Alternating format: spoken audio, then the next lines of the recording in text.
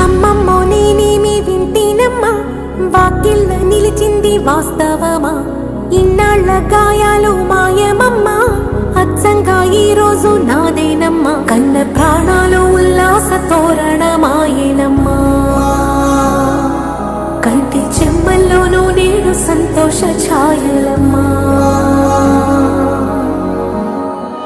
నమ్మలేని కలలు నిలిచే కనుల ముందే,